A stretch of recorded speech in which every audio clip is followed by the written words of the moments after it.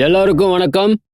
Crime petrol அலர்ட்டோட புத்தம்புது எபிசோடுக்கு நான் உங்க எல்லாரையும் மகிழ்ச்சியோட வரவேற்கிறேன். 30 நாட்கள் 30 கேஸ் அப்படின்ற தொடரில் இன்னைக்கு நாங்கள் என்ன காட்ட போறோம் அப்படின்னா, அதாவது 2020ஓட ஆரம்ப காலங்களில் மகாராஷ்டிராவில் இருக்கிற பிம்பிரி சிஞ்சுவலை பற்றி நம்ம பேச போகிறோம். கல்லறை அப்படிங்கிறது மரணத்தை குறிக்குது. ஆனால் ஒருத்தரோட மரணத்தை மறைக்கவும் அந்த கல்லறையை பயன்படுத்தலாம்.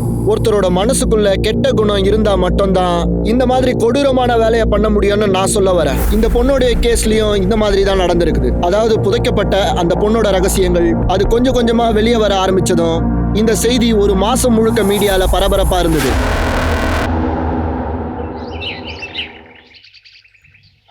சீக்கிரமா குடிமா, ஸ்கூல் போறதுக்கு டைம் ஆயிட்டு இருக்குல்ல. நிதி, டிஃபன் ரெடி ஆயிடுச்சா? ரெடி ஆயிடுச்சுங்க, இப்போ வந்துடுறேன். நீங்க மறுபடியும் எரிச்சுக்கிட்டீங்களா? செல்லம், அப்பா அம்மாவை கேலி பண்ண கூடாது, அது ரொம்ப தப்பான விஷயம், புரியுதா? சாப்பிடுங்க. ஐயோ, ஸ்கூல் வேன் வந்துருச்சு. சீக்கிரம் சீக்கிரம் பேக் கொடு.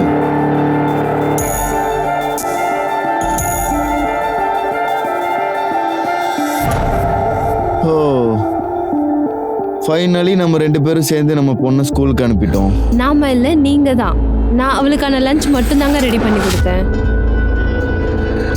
ஆனா ஒண்ணுங்க, நான் எப்பயுமே என் அதிர்ஷ்டத்தை மட்டும் தான் நம்புறவன். ஆனா நான் அதிர்ஷ்டசாலின்னு சொல்றதுல கொஞ்சம் கூட அர்த்தம் இல்லை. என்ன சொல்ல வர? நான் என்ன சொல்ல வரேன்னா, அதாவது எனக்கும் குஞ்சனுக்கும் நீங்க இருக்கிறத பத்தி தாங்க சொல்றேன். பாரு, நீங்க எனக்கு கிடைச்சதான் பெரிய அதிர்ஷ்டமே. அதாவது நீயும் பாப்பாவும் கிடைச்சது. உனக்கு ஒரு விஷயம் தெரியுமா? பாப்பாவை ரெடி பண்ணி ஸ்கூலுக்கு அனுப்புறதுக்கு இவ்வளோ நேரம் ஆகும்னு எனக்கு தெரியாது. நம்ம 2வது குழந்தைய பார்த்துக்கிறது எவ்வளோ கஷ்டமா இருக்கு தெரியுமா? அவளுக்கு 8 வயசு ஆகியும் மேக்சிமம் நான் மட்டும்தான் அவளை தனியா பார்த்துட்டு இருக்கேன். வீட்லயும் வேலை, வெளியிலயும் வேலை, எல்லாத்தையும் தனியா நான் பார்த்துக்கணும். இங்க பாருங்க, குஞ்சன் ஸ்கூல்ல இருந்து திரும்ப வரும்போது அவ காலேஜ்ல போய் மீட் பண்ணுவா. அதனால நான் வர வழியிலே அவளை ஸ்கூலுக்கு போய் கூட்டிட்டு வந்துடுறேன். வர கொஞ்சம் லேட் ஆகும். உங்களுக்கு எந்த ப்ராப்ளமும் இல்லைல்ல? அட இல்லம்மா, எனக்கு எந்த ப்ராப்ளமும் இல்லை. ஐயோ, எனக்கு லேட் ஆயிடுச்சுங்க, நான் கிளம்புறேன்.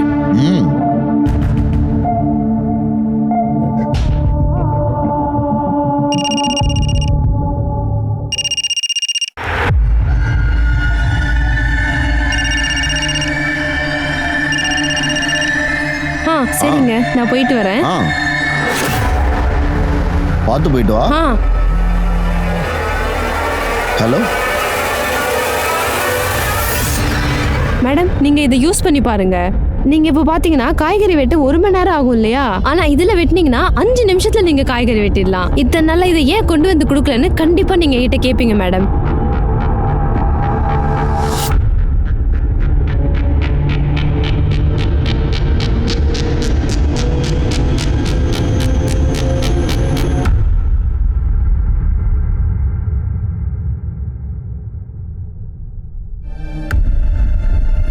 மேடம், மனிஷ் வீட்ல இருக்காரா? அது வந்து யார் அது?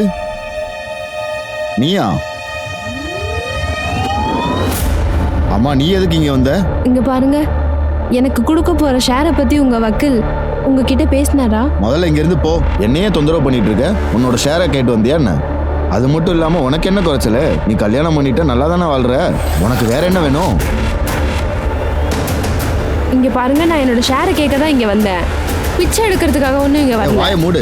என்கிட்ட இருந்து உனக்கு எதுவும் கிடைக்காது. அது மட்டும் இல்லாம நம்ம இதை பத்தி ஏற்கனவே பேசிருக்கோம் இல்லையா? நம்ம திரும்ப பார்த்தா உன்னை கொன்றுவேன். மரியாதை இங்க இருந்து போய். இங்க பாருங்க, நான் சொல்றத கொஞ்சம் கேளுங்க.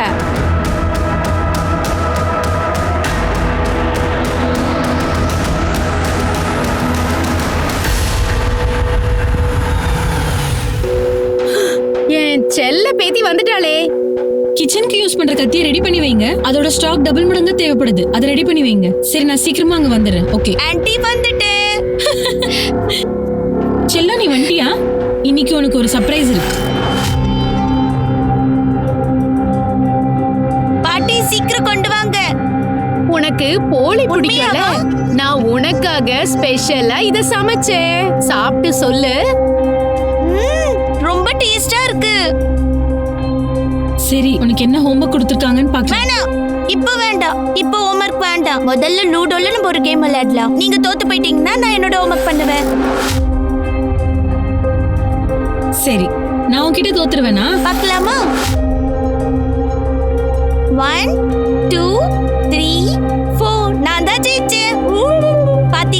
நான் தான் ஜெயிச்சேன். ஹே, இங்க பாத்தீங்களா, பாரு. நான் சொன்ன மாதிரி நான் தான் ஜெயிச்சேன். போதும் போதும் ரொம்ப விளையாடிட்ட. இந்தா பாலக்குடி. இங்க பாருமா, நான் உன்கிட்ட ஒண்ணு கேட்கட்டுமா? உன்னோட புது அப்பாவை பார்த்ததுக்கு அப்புறமா எங்க மேல பாசம் இருக்குமா இல்ல மறந்துருவியா? இல்ல, நான் கண்டிப்பா உங்களெல்லாம் மறக்க மாட்டேன்.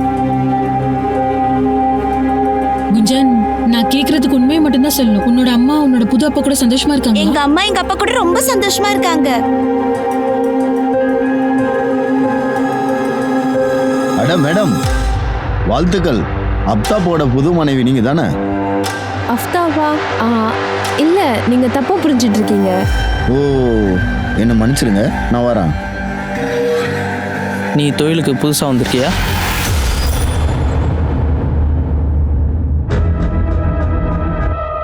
ஆ? வார்த்தைகளை பார்த்து பேசுங்க. நான் இதுக்காக பார்த்து பேசணும்? ரத்தத்துல இல்லாம ஊஞ்சலாடுது போல. உனக்கு புதுசா ஒருத்த கிடைச்சது, என்ன விவாகரத்து பண்ணிட்டேன். நீங்க டெய்லி அடிச்சு டார்ச்சர் பண்ணதுனால தான் நான் உங்ககிட்ட இருந்து டைவர்ஸ் வாங்கிட்டு போயிட்டு அதை மறந்துடாதீங்க. இங்க பாருங்க, நான் எல்லாத்தையும் தனியா சமாளிப்பேன். அப்புறம் இன்னொரு விஷயம், நான் ஒருவேளை போலீஸ் கிட்ட போலன்னா கண்டிப்பா நீங்க என்ன கொண்டு இங்க இருப்பீங்க. பாரு, நான் உன்னை இப்ப கொல்ல போறேன். இங்க பாரு, எனக்கு காசு வேணும். கண்டிப்பா எனக்கு காசு வேணும். நான் இதுக்காக உங்களுக்கு பணம் கொடுக்கணும்?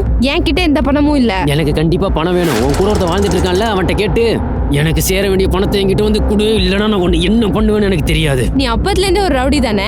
என் வாழ்க்கையை நாசம் பண்ணி பார்க்கல உனக்கு அவ்வளவு எது சந்தோஷம். நானா நீ தாண்டி டிவோர்ஸ் கொடுத்த. நான் கண்டிப்பா உன்னை கொல்லாம விட மாட்டேன். உன்னை என்ன பண்றேன்னு பாரு. கண்டிப்பா உன்னை கொல்லாம விட உன்னை மாட்டேன். பார்த்து எனக்கு பயம்லாம். வாய் ஏய், மூடு. எங்க போற? இங்க வா. எங்க வந்து புடி புடி புடி புடி மிஸ் பண்ணிட்டியே. நான் இங்க இருக்கேன். இதோ நான் இங்க இருக்கேன். என்ன புடி. வா வா வா, என்ன புடி. ஆன்ட்டி, நான் உங்களை பிடிச்சிட்டேன். என்ன நீ பிடிக்கல, உங்க அம்மாவை தான் பிடிச்ச. கண்ணை திறந்து பாரு. நீ ரொம்ப டயர்டா இருப்ப. நீ கொஞ்ச நேரம் ரெஸ்ட் எடு. நான் போய் டீ போட்டு கொண்டு வரேன். நிதி, என்ன ஒரு நிமிஷம் பாரு. உன்னோட புது திருமண வாழ்க்கை எப்படி போகுது? உன் ஹஸ்பண்ட் எப்படிப்பட்டவரு? நான் மட்டும் அர்ஜுனை பார்க்காம இருந்திருந்தா அது ரவி மாதிரி எல்லா ஆம்பளைங்களும் தப்பானவங்க நினைச்சிருந்திருப்பேன். சரி, ஒரு விஷயம் சொல்லு. அந்த ரவி உன்னை மறுபடியும் மிரட்டிட்டு இருக்கானா என்ன? நான் உன்னை என்ன பண்றேன்னு பாரு. இல்ல, அவனால எனக்கு எந்த வித தொந்தரவும் இல்ல. ரொம்ப சந்தோஷம். கடைசியா உனக்கு ஆசைப்பட்டது எல்லாம் கிடைச்சிருச்சுல. இந்தாங்க டீ. உன் மனசுக்கு ஏத்த மாதிரி எல்லாம் நல்லபடியா நடக்கிறது எனக்கு ரொம்ப சந்தோஷம். உன் ஃப்ரெண்டு காஜலும் கூடிய சீக்கிரத்துல கல்யாணம் பண்ணிக்க போறா. இவளுக்கு நிறைய வரன் வந்துகிட்டு இருக்கு. உண்மையாவா? இங்க பாருமா, நான் யார கல்யாணம் பண்ணிக்க போறேனோ அவர் வீட்டோட மாப்பிள்ளையா வந்து கூட இருக்கணும். இங்க பாருங்க, நான் உங்களை விட்டுட்டு நான் எங்கேயும் போக மாட்டேன். ஓகே? பைத்தியக்காரத்தனமா பேசுறா. எப்போ உனக்கு விளையாட்டு தான். ஆர்டர் பண்றீங்களா? ஞாபகம் இருக்கு. அம்மா, உங்களுக்கு ஒரு விஷயம் தெரியுமா? இன்னைக்கு லூடோ கேம்ல நான் காஜல் ஆன்ட்டியை தோக்கடிச்சிட்டேன். இன்னை நாள் முழுக்க நீ சந்தோஷமா இருந்திருக்க. ஆனா உன்னோட ஹோம் ஒர்க் செய்யறதுக்கு உனக்கு நேரம் இல்ல. கரெக்டா? இல்லம்மா, நான் இப்போதைக்கு ஹோம்வொர்க் பண்ண மாட்டேன். இங்க பாரு, நான் ஒரு தடவை தான் சொல்லுவேன், போய் ஒழுங்கா ஹோம் ஒர்க் பண்ணு. சரியா? போ. இல்ல, நான் இப்போதைக்கு படிக்க மாட்டேன். நான் தான் சொல்றேன்ல. ஏய், இங்க பாரு.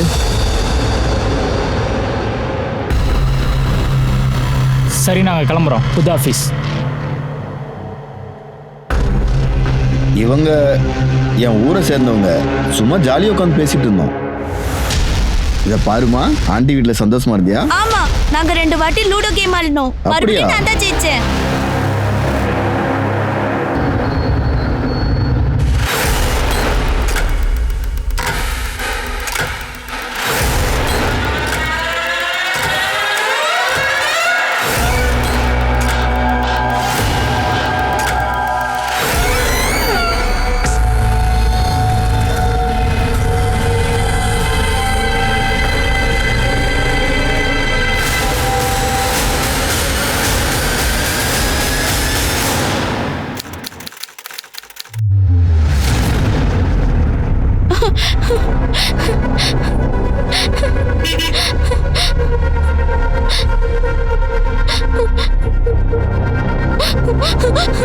குஞ்சன், என்னாச்சு?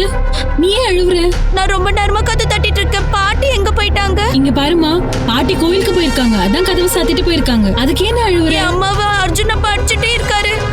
அப்புறம் என் அம்மாவை கொன்றுவேன்னு அம்மாவை பார்த்து மிரட்டிட்டே இருக்காரு. அது மட்டும் இல்லாம கத்திய காட்டி மிரட்டி இருக்கா. இங்க பாருமா, அழாதம்மா, பயப்படாத. அம்மா நீங்க இவளை பாத்துக்கோங்க, நான் என்னன்னு போய் பார்த்துட்டு வரேன்.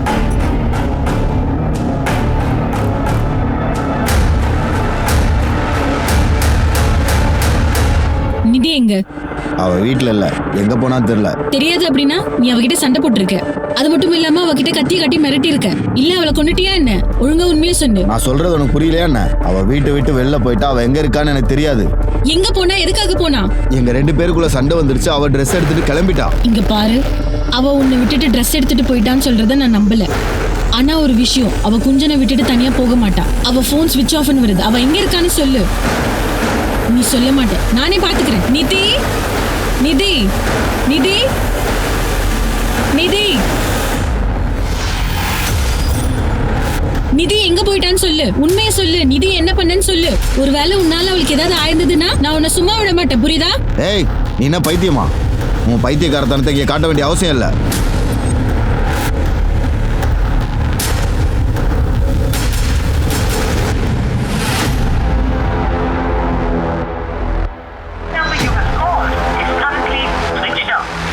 அவ போன் ஸ்விட்ச் ஆஃப்னு வருதே.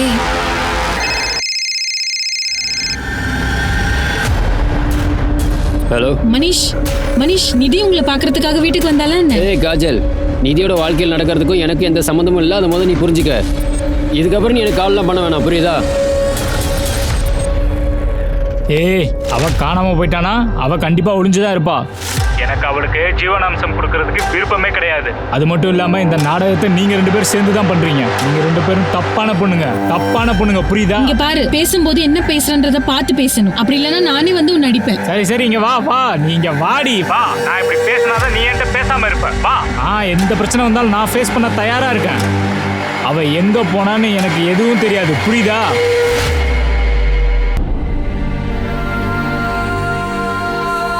இங்க பாருமா குஞ்சன், கொஞ்சமாவது சாப்பிடுமா. நீ காலையில இருந்து எதுவுமே சாப்பிடல. குஞ்சன், ஏமா சாப்பிடாம இருக்க? என்னாச்சு? ஆன்ட்டி, அர்ஜுன் அப்பா கிட்ட அம்மா எங்க போயிட்டாங்கன்னு கொஞ்சம் கேளுங்க ஆன்ட்டி. அவரோட கோவம் குறைஞ்சதுக்கு அப்புறமா அவர் அமைதி ஆயிடுவார் ஆன்ட்டி. அம்மா எங்கன்னு அவர்கிட்ட கொஞ்சம் கேளுங்க ஆன்ட்டி. இங்க பாருமா, நான் உன்னோட அர்ஜுன் அப்பா கிட்ட நிறைய தடவை கேட்டு பார்த்துட்டேன். உன்னோட அம்மா எங்க போனாங்கன்னு அவருக்கு தெரியாதாம்மா. நீ எதுக்குமா பயப்படுற? உங்க அம்மா எங்க இருந்தாலும் நான் அவளை கூட்டிட்டு வரேன். ஒரு நிமிஷம். நீங்க சொன்னது எனக்கு சத்தியமா புரியல. நித்தியோட ஹஸ்பண்டும் அவங்களோட ஃபேமிலியும் நித்தி காணாம போயிட்டாங்கன்னு மிஸ்ஸிங் கம்ப்ளைண்ட் கொடுக்கல.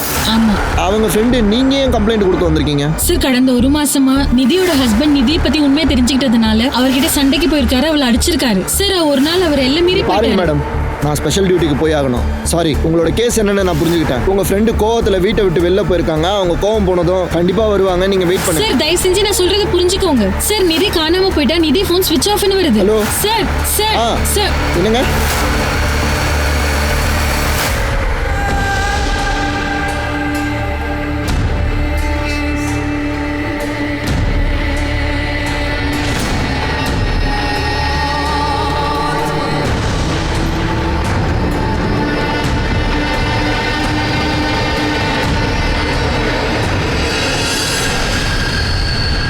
போலீஸ் அராஜகம் ஒழிக ஒழிக, போலீஸ் அராஜகம் ஒழிக ஒழிக, போலீஸ் அராஜகம் ஒழிக ஒழிக, போலீஸ் அராஜகம் ஒழிக ஒழிக.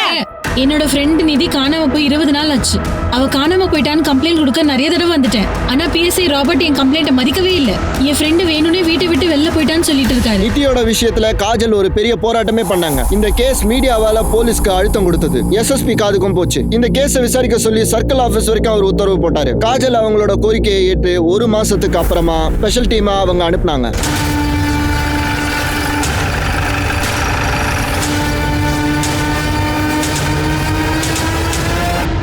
சார், நிதி என்கிட்ட வேலைக்காரியா வந்தா சார். அவ கூட அவ பொண்ணும் இருந்தா சார். அவளுக்கு 8 வயசு இருக்கும். அவங்க குடியிருக்கிறதுக்கு வீடு இல்ல. அதனால என் வீடை நானே வாடகை கொடுத்தேன். கிச்சன் சம்பந்தப்பட்ட பொருட்களை வாங்கி பிசினஸ் பண்ணிட்டு இருக்கேன். நான் அவளுக்கு சேல்ஸ் கேர்ள் வேலையும் போட்டு கொடுத்தேன். ஆனா சார், கொஞ்ச நாளுக்கு அப்புறம் நிதி என் ஃபேமிலி மெம்பர் ஆயிட்டா. அவகிட்ட இருந்து வாடகை வாங்குறதையே நிறுத்திட்டேன். நாங்க ரொம்ப க்ளோஸ் ஆயிட்டோம். அதுக்கப்புறமா சோஷியல் மீடியா மூலமா அர்ஜுன்றவர் பழக்கம் பண்ணாரு. அவங்க 2 பேருக்கும் காதல் ஏற்பட்டுச்சு. 2 பேரும் வெளில போக ஆரம்பிச்சாங்க. அவங்க நவம்பர் மாசத்துல கல்யாணம் பண்ணிக்கிட்டாங்க. சார், கல்யாணத்துக்கு அப்புறம் நிதியும் அவ பொண்ணு குஞ்சனும் அர்ஜுன் தனியா இருந்த வீட்டுக்கு ஷிஃப்ட் பண்ணாங்க. அப்புறம் எல்லாரும் ஒன்னா வாழ ஆரம்பிச்சாங்க. ஆரம்பத்துல எல்லாமே நல்லா தான் சார் போயிட்டு இருந்துச்சு. ஆனா ஜனவரி 2nd வீக் அப்புறம் கொஞ்சம் கொஞ்சமா பிரச்சனை வர ஆரம்பிச்சது. வாழ்த்துக்கள் மேடம்.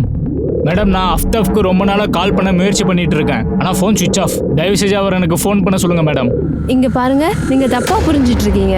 நீங்க சொல்ற மாதிரி என் ஹஸ்பண்ட் பேரு அஃப்தாப் கிடையாது, அர்ஜுன்.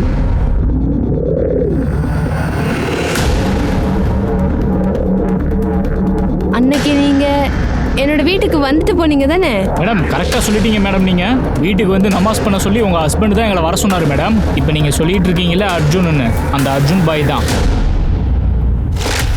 சார், நிதி என்கிட்ட இதை சொன்னப்போ அவ ரொம்பவே மன அழுத்தத்துல இருந்தா. நீ ஒருவேளை அதை தப்பா புரிஞ்சிட்டு இருப்பேன்னு நான் அவகிட்ட சொன்னேன். இதை நீ ஈஸியா கண்டுபிடிச்சிடலான்னு நான் அவகிட்ட சொன்னேன். நிதி, என்ன பண்ணிட்டு இருக்க? அது கேஸ் ஏஜென்சில உங்க ஐடி கேட்டிருந்தாங்க, அதுதான் தேடுறேன். வேற எதுவும் இல்ல. அது அலமாரில இருக்கு. சரி, நான் அங்க போய் பாக்குறேன்.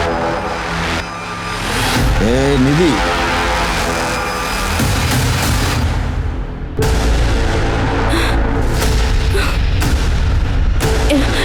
என்னங்க, என்னது இது? உங்க பேரு அர்ஜுன் இல்லையா? அஃப்தாபா? ஆமா சார், என்னோட உண்மையான பேரு ஆப்தாப் அன்சாரி. அப்படின்னா உண்மையை மறைச்சு நீ நிதி கிட்ட போய் சொல்லியிருக்க. உன்னோட உண்மையான அடையாளத்தை மறைச்சு அவங்களை கல்யாணம் பண்ணியிருக்க. ஆமா சார். சார், நான் நிதி அளவுக்கு அதிகமாக காதலிச்சேன். அவளை கல்யாணம் ஒன்றும் ஆசைப்பட்டேன். நீ யாருன்றதை நிதி கண்டுபிடிச்சதுக்கப்புறம் என்ன நடந்தது? சார், அது அவ என் மேல கோவமா இருந்தா. நான் அதை பத்தி எக்ஸ்பிளைன் பண்ண முயற்சி பண்ணேன் சார். நிதி, நான் சொல்றது கொஞ்சம் கேளு. என் மேல கை வைக்காதீங்க. நான் உங்களை ரொம்ப ரொம்ப வெறுக்கிறேன். இங்க இருந்து போங்க.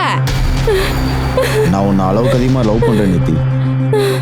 நான் உன்னை ஏமாத்தணுன்றக்காண்டலாம் இதெல்லாம் பண்ணல. உன் மேல வச்சிருந்த காதல்னால தான் இப்படி பண்ணிட்டேன் நிதி. என்னோட உண்மையான பேரை உன்கிட்ட சொல்லியிருந்தா நீ கண்டிப்பா என்னை ஏற்றிருக்க மாட்டேன்னு எனக்கு நல்லாவே தெரியும். நிதி, உன்னை கல்யாணம் பண்ண அந்த நாள் இருக்கு இல்லையா, அந்த நாள் தான் என் வாழ்க்கையில மகிழ்ச்சியாகவும் சந்தோஷமாகவும் இருந்த நாள். நானும் அப்படிதான் நினைச்சுக்கிட்டு இருந்தேன். ஆனா அந்த ஒரு நாள் என் வாழ்க்கையிலே மோசமான நாள்னு இப்பதான் உணர்றேன். ஏன் இப்படி பண்ணீங்க? ஆனா நீ என்ன ஒரு மனுஷனாவே மதிக்கலையா நிதி? பாரு, நான் உன்னையும் கொஞ்சம் தொந்தரவு பண்றேன்னா என்ன? நான் காட்டுற அன்பை விட அந்த பேரு தான் உனக்கு முக்கியமா போச்சா என்ன? நிதி, நீ எப்படி நினைக்கிறேன்னு எனக்கு தெரியல. இந்த பாரு செல்லம், நீ தான் என் வாழ்க்கையில ரொம்ப ரொம்ப முக்கியமான நபர். எப்பயுமே அப்படிதான் இருப்ப நிதி. நீ இல்லாம என்னால வாழவே முடியாது. அர்ஜுன் சொன்னதை வச்சு நித்தி அவளை முழுமையா நம்பிட்டா சார். அதுக்கப்புறம் அவ என்கிட்ட அர்ஜுன் சொன்னதெல்லாம் கரெக்டுன்னு சொன்னா சார். அர்ஜுன் சொன்னது எல்லாமே கரெக்டுன்னு இப்போதான் எனக்கு புரியுது. நான் கஷ்டப்பட்ட காலத்துல என் கூட பிறந்த அண்ணன் கூட எனக்கு உதவல. என்ன மாதிரி டிவோர்ஸ் ஆன பொண்ணையும், அது மட்டும் இல்லாம 8 வயசுல இருக்க ஒரு பொண்ணையும் அர்ஜுன் ஏத்துக்கிட்டாரு தெரியுமா? அவரெல்லாம் நாங்க 2 பேரும் ரொம்ப சந்தோஷமா இருந்தோம். இன்னொரு விஷயம் காஜல், இந்த சந்தோஷத்தை தான் நான் எதிர்பார்த்துட்டு இருந்தேன். அப்படி இருக்கும்போது அவரோட பேர் அஃப்தாஃபா இருந்தா என்ன, அர்ஜுனா இருந்தா என்ன? அதுதாம்மா ரொம்ப ரொம்ப முக்கியம். அட மாமா, நீங்களா? நீங்க எப்போ வந்தீங்க? இப்போதான். நீங்க 2 பேர் பேசிட்டு இருக்கும்போது தான் நான் வந்தேன். நிதி, உங்ககிட்ட ஒரு விஷயம் சொல்லிக்கிறேன். நீ இந்த பையனுக்கு எதிராக கண்டிப்பா கம்ப்ளைண்ட் கொடுக்கணும் தான் நான் சொல்லிக்க வரேன். உன்ன மாதிரி ஆட்களுக்காக தான் எங்களோட சங்கம் இயங்கிட்டு இருக்கு. மதத்தோட விளையாடுறவங்கள நான் கண்டிப்பா சும்மா விட மாட்டேன். இல்ல வேண்டாம் மாமா. இது நிதியோட பர்சனல் லைஃப் மாமா. இதுல நீங்க அரசியல் ஆதாயம் தேடாதீங்க. அவர் தப்பு பண்ணிட்டாரு, அதனால அவர் மன்னிப்பும் கேட்டுட்டாரு மாமா. இது தப்பு இல்ல. அந்த பையன் பெருசா ஒரு சதி திட்டம் தீட்டிக்கிட்டு இருக்கான். ஆரம்பத்துல இருந்தே போய் சொல்ற ஒருத்தனை எப்படி நம்மளால நம்ப முடியும்னு நீயே சொல்லு. இங்க பார் நிதி, உன்னை வான் பண்றது மட்டும்தான் என்னோட வேலை. மற்ற எல்லாமே உன்னோட முடிவு தான். இங்க பாருங்க, இது வெறும் ஆரம்பம் மட்டும்தான். அந்த பையன் எப்படிப்பட்டவன்னு நீங்க வெயிட் பண்ணி பார்த்தா தான் உங்களுக்கே தெரிய வரும். இந்த மாமாங்கிறது யாரு? சார், அவர் என் அம்மாவோட பெரிய அண்ணன் சார். அம்மாவுடைய அண்ணனை தான் எல்லாரும் மாமான்னு சொல்லுவாங்க. சரி, அவருடைய பேர் என்ன? சார், ராமச்சந்திர தேஷ்பாண்டே. ஹிந்து மகாசபா சங்கத்துல அவர் ஒரு மெம்பர். சார், அவரோட சங்கத்துல அவருக்கு கொஞ்சம் பிரச்சனை இருந்தது. அதனால அவர் கொஞ்சம் பிஸியா இருந்தாரு. அவர் பிஸியா இல்லாம இருந்திருந்தா அவரோட உதவியை நான் கேட்டிருப்பேன். அதுக்கப்புறம் என்ன நடந்தது? சார், என் மாமா சொன்னபடியே அவர் வேலையை அவர் பக்காவா பண்ணிட்டாரு. நிதியோட வாழ்க்கையை அவர் நாசம் பண்ணிட்டு போயிட்டாரு.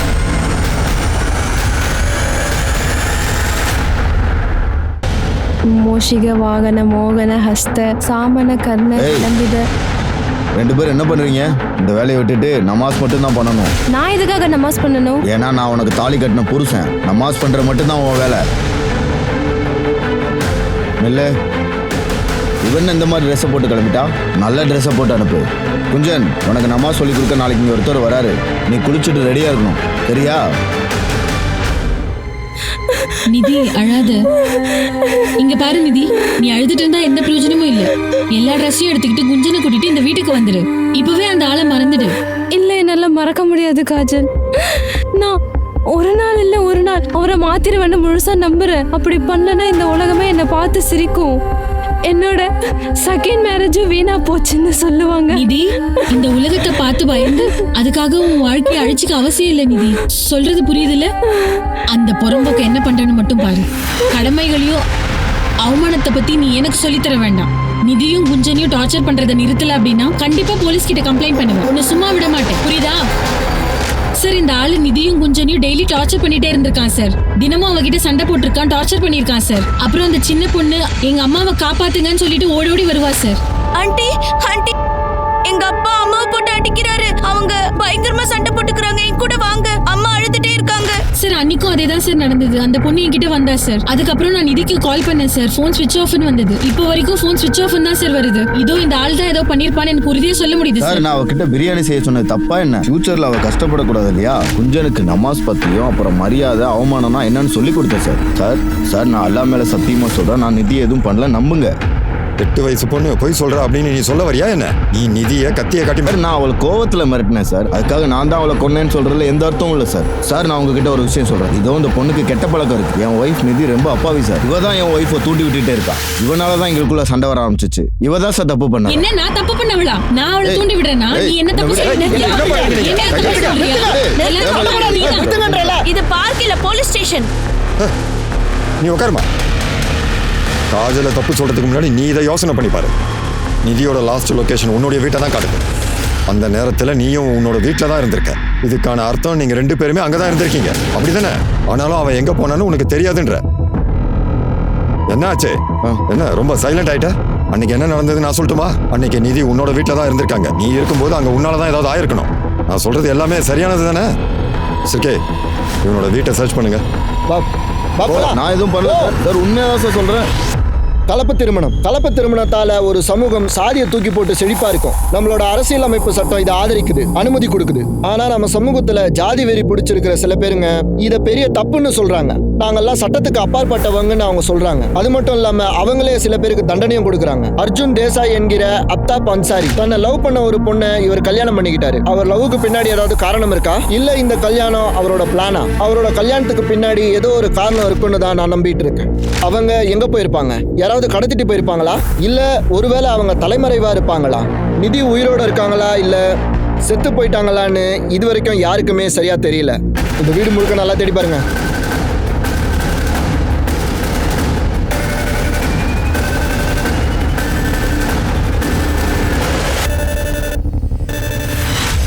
இந்த போன் யாரோடது? சார், இது நிதியோட ஃபோன் சார். அன்னைக்கு நிதியோட சண்டை போட்டேன்னு சொன்னேன் இல்லையா? அந்த நேரத்தில் அவ கீழே போட்டிருக்கலாம். கீழே போட்டாங்களா? இல்ல நீ உடைச்சியா? சார், நீங்க நினைக்கிற மாதிரி ஒன்றும் இல்லை, நான் உண்மையாக தான் சொல்றேன். இந்த போனோட கண்டிஷனை பார்த்தோம் கூட நாங்க இன்னும் உன்னை நம்புவோமா? கர்கி, இவனை கஸ்டடியில் எடுங்க.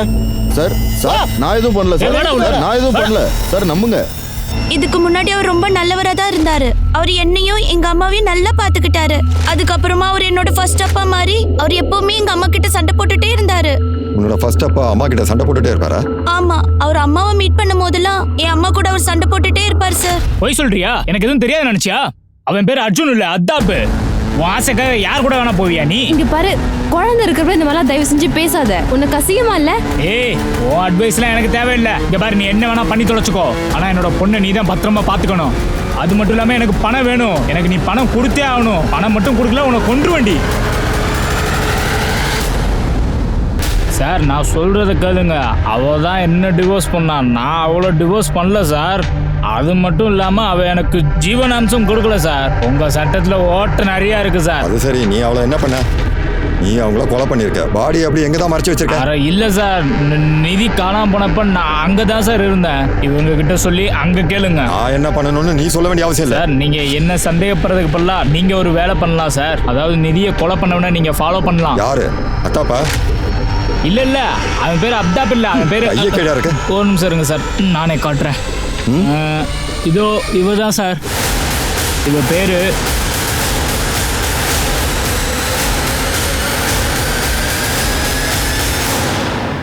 ஐயோ அவ பேரு நான் அவ பேரை மறந்துட்டேன் சொல்றேன். சார். காஜல். காஜல் அன்னைக்கு அவ ரொம்ப கோவமா இருந்தா சார். நான் என்ன சொல்ல வரேன் அப்படின்னா, திதி அப்தாப்ப கல்யாணம் பண்ணிக்க சொல்லி காஜல் ஏன் அனுமதி கொடுத்தான்னு தெரில. எனக்கு புரியவே இல்லை சார். நிதி அதை ஏன் ஏத்துக்கிட்டா சார்? காஜலுக்கு அவளுக்கும் ரிலேஷன்ஷிப் இருந்ததா? சீ லெஸ்பியன் ரிலேஷன்ஷிப்? சார் நிதி என்னை விட்டு போனதுக்கு அப்புறமா அவ காஜல் கூட தான் தங்கியிருந்தா சார். அவளுக்குள்ள ஒரு ரிலேஷன்ஷிப் இருந்தது சார். அதை தெரிஞ்சுக்கிறதுக்கு தான் நான் என்னோட வக்கீல் கிட்ட ஜீவனாம்சமாக எனக்கு ஒரு பெரிய தொகை வேணும்னு நான் கேட்க சொன்னேன் சார். நான் அவங்களோட ஃபோட்டோவை கூட காட்ட சொன்னேன் சார். ஆனால் அவர் இது பத்தாதுன்னு சொல்லிட்டார் சார். வேற ஆதாரம் வேணும்னு கேட்டார் சார். இதான் அந்த ஆதாரம். பாருங்க, இதை பாருங்க சார், பாருங்க, நல்லா பாருங்க.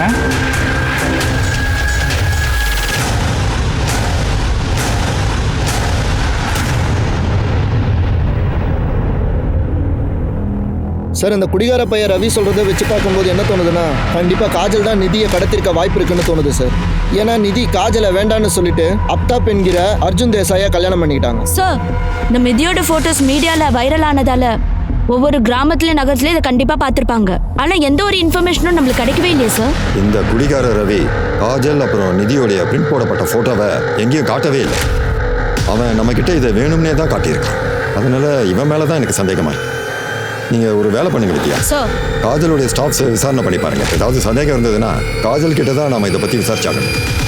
மேம், அதை பத்தி எதுவுமே எங்களுக்கு தெரியாது மேம். நாங்க எங்களோட வேலையை மட்டும்தான் பார்ப்போம். காஜல் உங்களை வேலை செய்யும் போது டார்ச்சர் பண்ணாங்களா மட்டும் தான் நான் தெரிஞ்சுக்க விரும்புறேன். மேடம், ஒரு தடவை முயற்சி பண்ணாங்க. ஆனால் நான் அதுக்கு ஒத்துக்கலைன்னா வேலையை விட்டு தூக்கிடுவாங்கன்னு பயந்து நான் எதுவுமே பண்ணலை. இதில் முக்கியமான விஷயம் என்ன அப்படின்னா, அவங்க என்னை எதுவுமே பண்ணாமல் விட்டுட்டாங்க மேடம். சார், நான் நிதி அப்புறம் காஜலோட சோஷியல் மீடியா அக்கௌண்ட்டை செக் பண்ணி பார்த்தேன். அவங்க போஸ்டர்லாம் பார்க்கும்போது ரவி சொல்றது உண்மையாக தான் இருக்கும்னு தோணுது. இங்க பாருமா, அர்ஜுன் அப்பா கிட்ட போறதுக்கு முன்னாடி நீ காஜல் ஆண்டி கூட தங்கிட்டு இருந்தியா என்ன? ஆமா, அதாவது நீயும் உங்க அம்மாவும் ஒரே ரூம்ல தங்கி இருந்தீங்க அதானே? இல்ல ஆண்டி, எங்களுக்கு தனியா எந்த ரூமும் இல்ல. நானும் எங்க அம்மாவும் ஒரே ரூம்ல தான் தூங்குவோம். கொஞ்ச நாளைக்கு அப்புறமா பாட்டி எங்க ரூம்ல வந்து தூங்க ஆரம்பிச்சாங்க. அதுக்கப்புறம் மம்மியும் ஆண்டியும் ஒரே ரூம்ல தூங்க ஆரம்பிச்சாங்க. நான் என்ன சொல்றது சார், அந்த பொண்ணு காஜல் இருக்கால, 2 நாளைக்கு முன்னாடி இங்க வந்து அர்ஜுன் கூட பெரிய சண்டையும் வாக்குவாதமும் நடந்தது. பெரிய பிரச்சனை ஆயிடுச்சு. அவ எப்ப பார்த்தாலும் என்ன சொல்லுவான்னா, நிதி நீ வீட்டுக்கு வந்துரு, என் கூடவே இருந்துருன்னு வா.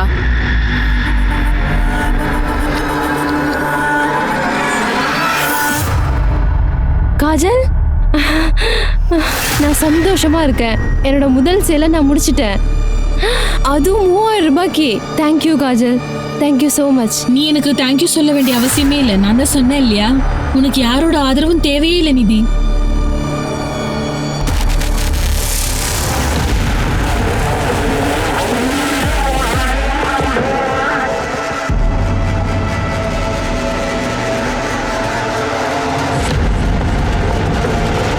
அப்புறம் அன்னிலிருந்து எங்க 2 பேருக்குள்ள காதல் வந்துடுச்சு. சார், எப்பயுமே நான் நிதி அதுக்காக கட்டாயப்பட்டிருந்ததே இல்லை. எங்களுக்குள்ள பரஸ்பர சம்மதத்தோட தான் இது நடக்கும். சார், நான் எப்பயுமே இப்படிதான் சார் இருப்பேன். ஆனா நிதிக்கு இதுதான் ஃபர்ஸ்ட் லெஸ்பியன் ரிலேஷன்ஷிப். உங்க 2 பேருக்குள்ள அஃபேர் இருந்திருக்கு. அப்படி இருந்தும் அவங்க ஏன் அர்ஜுனை கல்யாணம் பண்ணியிருக்காங்க, அதை நினைச்சு நீங்க டென்ஷன் ஆயிருக்கீங்க?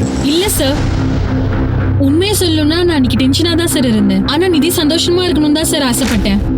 அவ என் கூட இருந்தப்போ நான் சொல்ற மாதிரி தான் சார் அவளும் சொல்லிட்டே இருப்பா. அவ எப்பயுமே குஞ்சனோட எதிர்காலத்தை நினைச்சுதான் சார் பயப்பட்டுட்டே இருப்பா.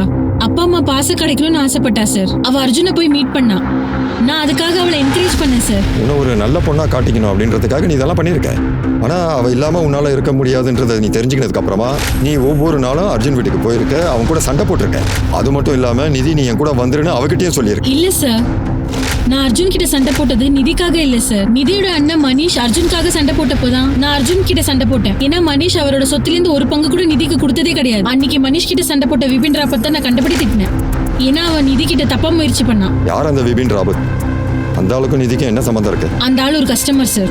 ஒரு நாள் நிதி பாத்திரம் சேல் பண்றதுக்காக அவங்க வீட்டுக்கு போயிருக்கா. அதே நாள்ல இங்க பாருங்க சார், இந்த மிஷின் கண்டிப்பா உங்க வேலையை பாதியா குறைச்சிடும். காய்கறியை போட்டு இப்படி பண்ணுங்க, இதை இப்படி பிடிச்சு இழுக்கணும், 2 நிமிஷத்துல காய்கறி ரெடி ஆயிடும். ஓகேவா சார்? ஒரு நிமிஷம் மேடம், இது என் டிபார்ட்மெண்ட் கிடையாது, இது என் ஒய்ஃபோட டிபார்ட்மெண்ட். நீங்க இதை பத்தி அவகிட்ட பேசுங்க. வாங்க உள்ள வாங்க. ஏமா நிஷா,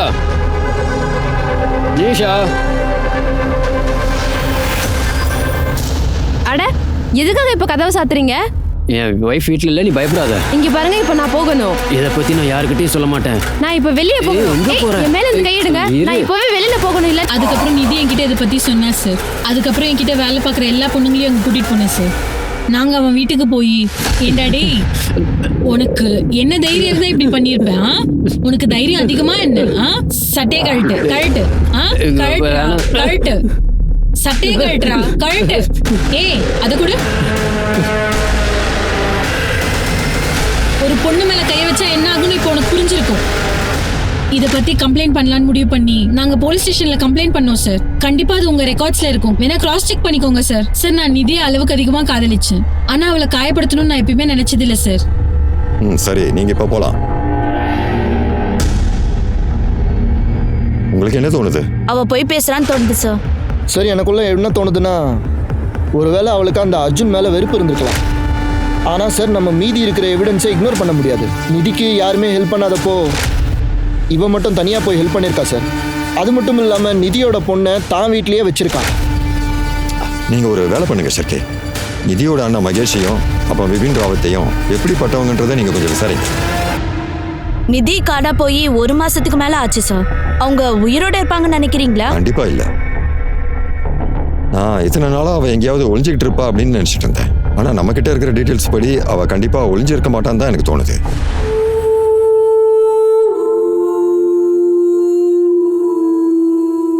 அம்மா குஞ்சன், உனக்கு இது ரொம்ப பிடிக்கும்ல? நான் உனக்காக செஞ்சு கொண்டு வந்தேன், சாப்பிடு.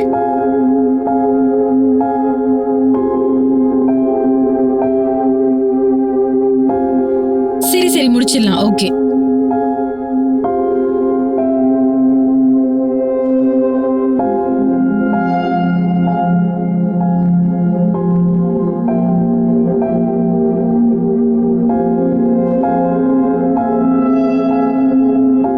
Happy birthday mummy.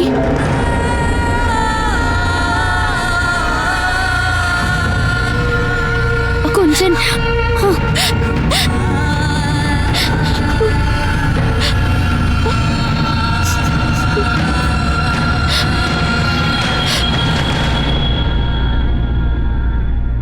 சார், அந்த ரெக்கார்ட்ஸை செக் பண்ணிட்டேன். ரெக்கார்ட்ஸ் படி பார்க்கும்போது நிதி விபின் மேல கம்ப்ளைண்ட் கொடுத்துருக்காங்க. February 7ஆம் தேதி கோர்ட்ல ஆஜராகணும்னு வந்திருக்கு. அதுக்கு 3 நாள் முன்னால நிதி காணாம போயிட்டாங்க. நிதி கோர்ட்டுக்கு போயிடக்கூடாதுன்னு விபின் நிதியை கடத்திருக்க வாய்ப்பு அதிகமா இருக்கு சார். Good work ஷிகே. இவனை தூக்குங்க. சார்,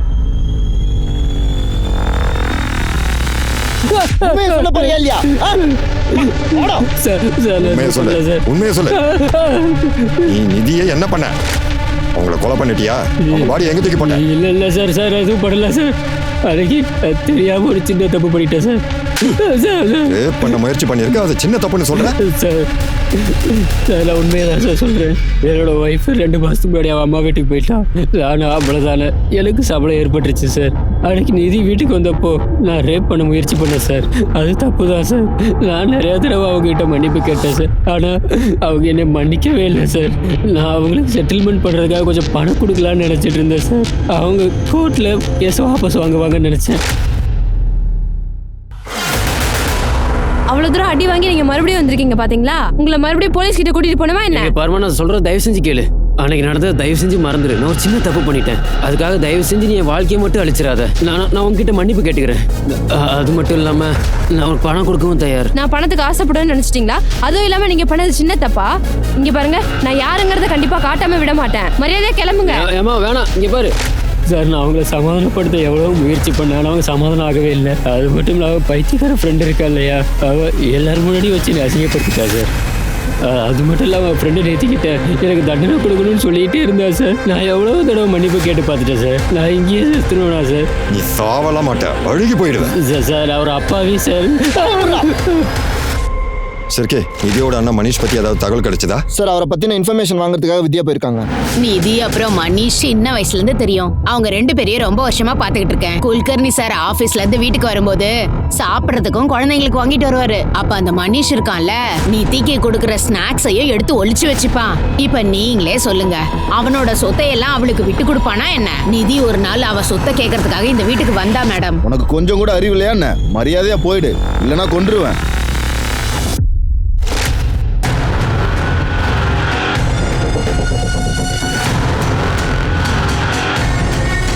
போலாம். மேடம் என்ன பண்றீங்க மேடம்? ஐயோ ஐயோ மேடம், சார், என்ன நான் பண்றீங்க என்ன மேடம்? பண்ணேன்? அவரை எங்க கூட்டிட்டு வரீங்க? அவன் பங்கு கொடுக்கதா. உனக்கு வேணுமா? வேண்டாம்ல, அமைதியா போ. சார், இப்படிப்பட்ட உலகத்துல நம்ம உயிர் வாழ்றது ரொம்ப கஷ்டமான விஷயம். அதனால தான் 2 பேருமே குழந்தைய பத்தி யோசிச்சுட்டு இருந்தோம் சார். ஒரு நாள் நிதி குஞ்சனை எங்ககிட்ட கூட்டிட்டு வந்தா சார். அது மட்டும் இல்லாம அவ எங்ககிட்ட சொல்லாமையே கல்யாணம் பண்ணிட்டா. அதுக்கப்புறம் அவ டிவோர்ஸ் ஆயிடுச்சுன்னு சொன்னான். என் ஃபேமிலியை பார்க்குறதே எனக்கு கஷ்டமா இருந்தது. அப்படி இருக்கும்போது 2 பேர் எக்ஸ்ட்ரா வந்தா என்னால் எப்படி சார் சமாளிக்க முடியும்? அதுக்காக தான் நீ உன்னுடைய தங்கச்சியை கொண்டுட்டியா என்ன? இல்லை சார், நான் அவளை விட்டுட்டு போல. நான் அவளுக்கு அட்வைஸ் பண்ணேன். காஜலோட வீட்டுக்கு ரெண்ட்டுக்கு கூடி போகிறதா என்கிட்ட சொன்னான். அவள் அங்கே ரெண்ட்டுக்கு போகிறதுக்கு முன்னாடி நான் போய் அந்த வீட்டை பார்த்துட்டு வந்தேன் சார். அந்த வீடு நல்லா இருக்கா நல்லா இல்லையான்னு பார்க்க போனேன். அதுக்கப்புறம் தான் அவள் அங்கே போய் தங்குறதுக்கு அனுமதிச்சேன். நான் அவளுக்காக நிறையாவே பண்ணிட்டேன் சார். இருந்தாலும் அவளுக்கு என்னோட சொத்துலேருந்து அவளுக்கு பாதி பங்கு வேணும்னு கேட்கும்போது என்னால் என்ன பண்ண முடியும் சார்? நான் ரொம்பவே டென்ஷன் ஆகிட்டேன். அன்னைக்கு அவள் என் வீட்டுக்கு வந்தப்போ நான் கோவப்பட்டு அவளை திட்டிட்டேன் சார். ஆனால் நான் அவளை காயப்படுத்தவே இல்லை சார். சத்தியமாக சொல்கிறேன். அங்கே கோவப்பட்டு பேசியிருக்கீங்க சரியா? ஆமாம் சார். அவங்கள நீ தான் கொண்டு இருக்க. உண்மையை சொல்லு சார். சார் உண்மையை சொல்லு சார். நான் உண்மையை தான் சொல்கிறேன் சார். நான் உண்மையாக தான் சார் சொல்கிறேன். ஒருவேளை உங்களுக்கு சந்தேகம் இருந்துச்சுன்னா நான் அவள் கேட்ட மாதிரி என்னோட வீட்டை விற்று அவள் பாதி பங்கு கொடுத்துட்றேன் சார். அது சரின்னு நினைக்கிறியா? சொத்துல அவங்களுக்கும் பங்கு இருக்கு. உனக்கு சட்டம் தெரியாதா என்ன? அப்பா அம்மாவோட சொத்துல இருந்து பெண்களுக்கும் சரியான பங்கு கொடுக்கணும். அப்படியா சார்? எனக்கு தெரியாது சார். யாரும் என்கிட்ட அப்படி சொன்னதில்லை சார். அவ திரும்ப வீட்டுக்கு வந்து கேட்டால் அவள் பங்கை திருப்பி கொடுத்துட்றேன் சார். திரும்ப வந்தாளா? திரும்ப வருவாங்களா என்ன? சொல்லு. அவங்களுடைய பொண்ணு குஞ்சன். அந்த பொண்ணுக்கு சொத்தை பிரிச்சு கொடுக்கணும். ஏன்னா அந்த பொண்ணு தான் அவங்களுடைய வாரிசு. புரிஞ்சுதா? சரிங்க சார். நீங்கள் சொல்கிறது புரியுது சார். நீங்கள் எப்போ கொடுக்க சொல்கிறீங்களோ இப்போ நான் இங்கேருந்து கிளம்பலாமா? நிதி காணாம போனதுக்கு அவங்க அண்ணன் கூட இருந்த சொத்து தகராறு தான் காரணமா? இல்ல அவங்களோட புருஷன் அவங்கள பழி வாங்குறதுக்கு அவங்கள கொண்டு இருப்பானா? இந்த கேஸ்ல போலீஸை பொறுத்த வரைக்கும் ஒருத்தரல்ல நிறைய பேரை சந்தேகப்படுறாங்க. இதுல முக்கியமான விஷயம் என்னன்னா, அந்த குற்றத்தை நிரூபிக்க எந்த ஆதாரமும் இல்ல. இதுல விஷயம் என்னன்னா, நிதி உயிரோட இருக்காங்களா இல்லையான்னு இன்னைக்கு வரைக்குமே யாருக்குமே தெரியாது. இந்த 4 சஸ்பெக்ட்ல யாரு குற்றவாளின்னு உங்களுக்கு தோணுதா ஷிர்கே? 4 இல்ல 5. சார், இந்த லிஸ்ட்ல 5வது குற்றவாளி நீங்க சேர்க்க மறந்துட்டீங்க சார். யார் அது 5வது குற்றவாளி? நிதி காணா போனதுக்கு முன்னாடி கடைசியா பேசினது காஜல் கிட்ட தான் சார். இல்ல சார், நிதி கிட்ட இருந்து எந்த போனும் எனக்கு வரல சார். ஒருவேளை வந்திருந்தா அவ வீட்டுக்கு நான் கண்டிப்பா போயிருப்பேன் சார். அது மட்டும் இல்லாம நான் மத்தியானம் வீட்ல இல்ல சார். சப்ளையர் கூட கமிஷன் ப்ராப்ளம் இருந்தது, அதை சால்வ் பண்ண போயிருந்தேன் சார். அது மட்டும் இல்லாம அன்னைக்கு என் போன் என்கிட்ட இல்ல சார். சார்ஜ் இல்லாம அதை சார்ஜ்ல போட்டு வீட்லயே வச்சுட்டு போயிட்டேன் சார். அதுக்கப்புறம் வேலை முடிஞ்சு நான் 3 மணிக்கு வீட்டுக்கு வரும்போது நிதியோட பொண்ணு குஞ்சனைய வீட்டுக்கு வெளியில உட்காந்துருந்தா. இது அவங்களுடைய கால் டீடைல்ஸ். சம்பவம் நடந்த அன்னைக்கு நிதியோட போன்ல இருந்து உங்களுக்கு கால் வந்திருக்கு. நீங்க அவங்க கிட்ட 2 நிமிஷத்துக்கு மேல பேசியிருக்கீங்க. ஆனா சார் நான் பொய் சொல்லல சார். சரி, உண்மையை சொல்லுங்க. அன்னைக்கு உங்களுடைய போனை வேற யாரும் யூஸ் பண்ணிருப்பாங்கன்னு சொல்றீங்களா? ஆனா என் போனை என்ன தவிர. என்னாச்சு? ஓ காட், இப்படி நடந்திருக்க வாய்ப்பே இல்லையே. அப்படி என்ன நடந்திருக்கும் காஜல்?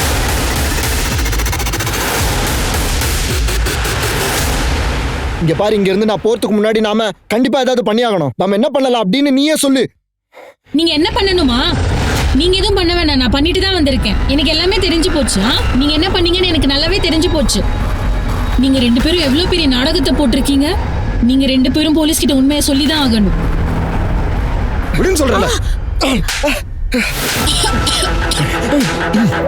இன்ஸ்பெக்டர் சார், இவங்க 2 பேரும் சேர்ந்துதான் என்னோட ஃப்ரெண்டு, என்னோட காதல கொண்டு போட்டுட்டாங்க. அவங்க கொண்டு இந்த ஃபிளாட்ல புதைச்சிட்டாங்க சார். என்னோட நிதியை கொன்னுட்டாங்க சார்.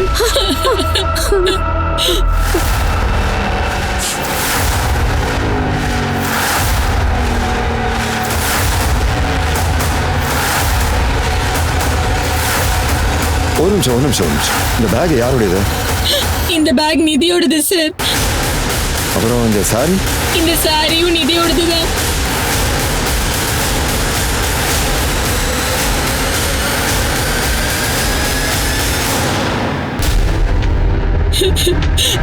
இந்த விஷயம் உங்களுக்கு எப்படி தெரிஞ்சது? நிதி காணாம போறதுக்கு கொஞ்ச நாளைக்கு முன்னாடி மாமாவோட பிளாட்டை கட்ட ஆரம்பிச்சிட்டாங்கன்னு சொன்னாரு சார். அதை பாக்குறதுக்காக நானும் நிதியும் அங்க போனோம் சார். நிதி காணாம போன கொஞ்ச நாளைக்கு அப்புறமா மாமாவோட பிளாட்டை கட்டலன்னு எங்க அம்மா என்கிட்ட வந்து சொன்னாங்க. அவளை புதைச்சதுனாலதான் வேலையை 6 மாசத்துக்கு அப்புறமா தான் ஆரம்பிப்போன்னு எங்க மாமா அம்மா கிட்ட சொன்னாரு சார். எனக்கு சந்தேகம் வந்து நான் அதை பத்தி யோசிக்கல சார். அப்புறமா என்னோட வேலையில நான் கவனம் செலுத்த ஆரம்பிச்சேன். நிதி கடைசியா எனக்கு தான் ஃபோன் பண்ணான்னு நீங்க சொன்னதுக்கு அப்புறமா தான் எனக்குள்ள அந்த சந்தேகம் வர ஆரம்பிச்சது. அந்த ஃபோன் வந்தப்ப யார் அட்டென்ட் பண்ணான்னு கேட்கதான் நான் வீட்டுக்கு போய் அம்மா கிட்ட இதை பத்தி கேட்கலான்னு இருந்தப்பதான் இவங்க 2 பேரும் என்னோட நிதியை கொன்னுட்டாங்கன்னு எனக்கு தெரிய வந்தது சார். நிதிக்கும் அர்ஜுனுக்கும் சண்டைன்னு நான் போன்ல தெரிஞ்சுக்கிட்டேன் சார்.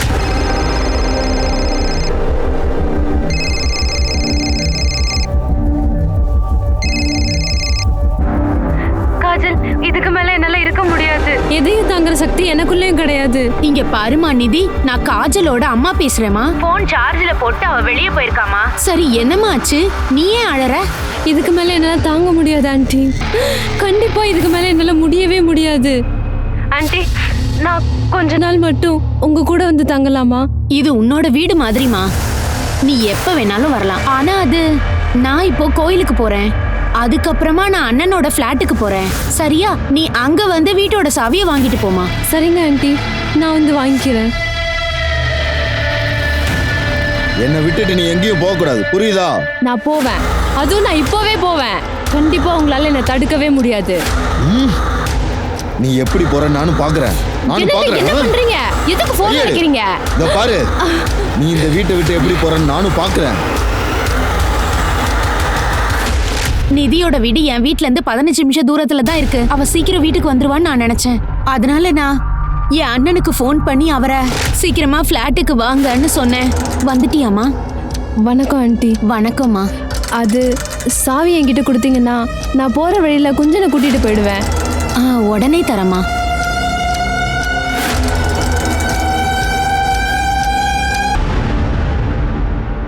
எனக்கு ஒரு விஷயம் புரியவே இல்லை. எதுக்காக அவங்களை கொன்னீங்க? ஏன்னா காஜலும் அவளும் அஃபேர்ல இருக்கக்கூடாதுன்றதுக்காக தான். காஜலுக்கும் நிதிக்கும் இருந்த லவ் ஸ்டோரி எங்களுக்கு தெரிஞ்சு போச்சு.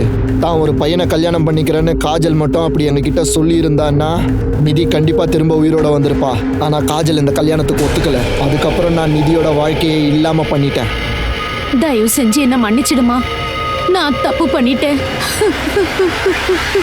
சாரிம்மா செல்லம். உன்னோட அம்மாவை என்னால காப்பாற்ற முடியாம போயிடுச்சு. இதுக்கப்புறம் இந்த வீட்டுல நீ இருக்க முடியாதுமா. நீ தயவு செஞ்சு இவங்களோட போயிடுமா. நீ ஒரு நல்ல வாழ்க்கை வாழணும்னு ஆசைப்படுறேன்.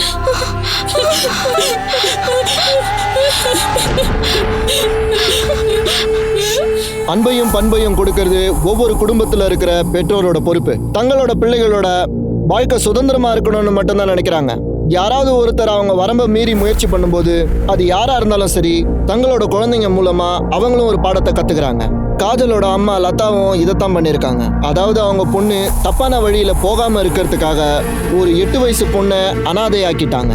பெண்கள் மீதான சமத்துவமின்மை, அப்புறம் அடக்குமுறை, அவங்களுக்கு எதிரான பாகுபாடு, இதை பத்தி நீங்க பேசணும்னு நினைச்சீங்கன்னா முதல்ல நீங்க தான் மாறணும். நீங்க மாறினாதான் இந்த சமூகமும் மாறும். நான் அனுப் சோனி உங்ககிட்ட இருந்து விடைபெறுகிறேன். மறுபடியும் கிரைம் பேட்டர் அலர்ட்ல 19 எபிசோட்ல நான் எங்க எக்ஸ்பர்ட்ஸோட சேர்ந்து நான் உங்களை வந்து மீட் பண்றேன். அது வரைக்கும் நீங்க உங்க குடும்பத்தை கவனமா பாத்துக்கோங்க. பாதுகாப்பாகவும் இருங்க, பத்திரமாவும் இருங்க. கிரைம் பேட்டர் அலர்ட்டை பார்த்துக்கிட்டே இருங்க. ஜெய் ஹிந்த்.